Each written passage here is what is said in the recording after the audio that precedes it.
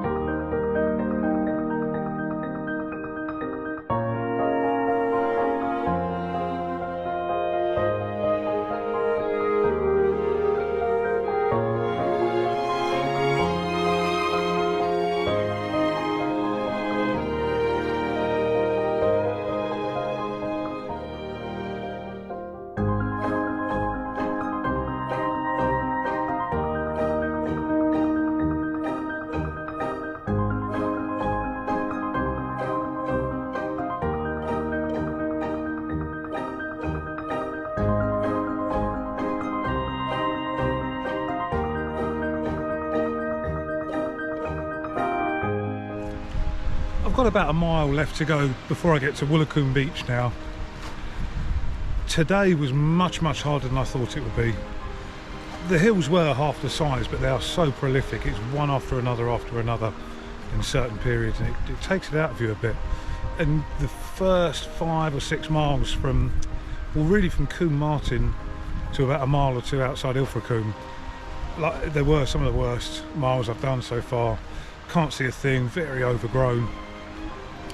And it was tough going during that period. It's a good job it was at the beginning of the day where you got a bit of energy about you. But I must say, once you come out of Lee's a tough walk down and back out again. But things really open up down there. And certainly when you get around Mort Point, wow, that's been the highlight of the trip so far. It's been something special up there, it's beautiful. And again, when you get around Mort Point, you get to see the English coast in the distance, and I've not seen that at all the whole trip so far. You just see a quarter of a mile, half a mile around the coast. But now I'm getting to see it all opening up, and it's starting to get a bit of a sense of achievement around here. And this is stunning around here. I mean, there are rock pools the size of swimming pools, honestly. I've never seen anything like that. But it's a beautiful view. Let's turn you around. It's a lovely little view coming into Woolacombe. Never been to Woolacombe, I've no idea what it's going to be like. I'm going to be honest, I'm not walking down the sands down the beach tomorrow, because tomorrow I do have 20 miles to do, I think, and it's also a 2-mile walk if I can't get a bus from the hotel to the beach. It could be 22 miles all in. I know a lot of it should be a bit easier. He says that again, but I do know at least 5 miles of it are walking down a disused railway line on a paved path. But today has been tough, yeah, toughest day so far, and it's made me think of a few things when I come back camping. I know the coastline is going to change rapidly as I get around it, but I think some of the little extras I've taken for the camping to be more comfortable are coming out the bag. I think I may even ditch the stove, to be honest. I know the North Devon, North Cornwall, there aren't quite as many shops and places as there are when you get around the bend and go around the south side, but I never bring a stove usually with me anyway. I think I'm just going to go without on this occasion as well. Anything just to not just lighten the load, just to lighten the bulk of the pack as well. Let's get away from lady sheep and her little lamb. Is that hello? Yeah, it's given me a few things to think about. It's been really busy today as well. I think a lot of people do this walk between Woolacombe and Ilfracombe. It has been really busy, so it's been difficult to film as well. There's been some lovely spots, but then there's half a dozen people sitting there or standing in the spot that you want to film from, so it's kind of made it a little bit harder, but this has been the only bit that's been busy.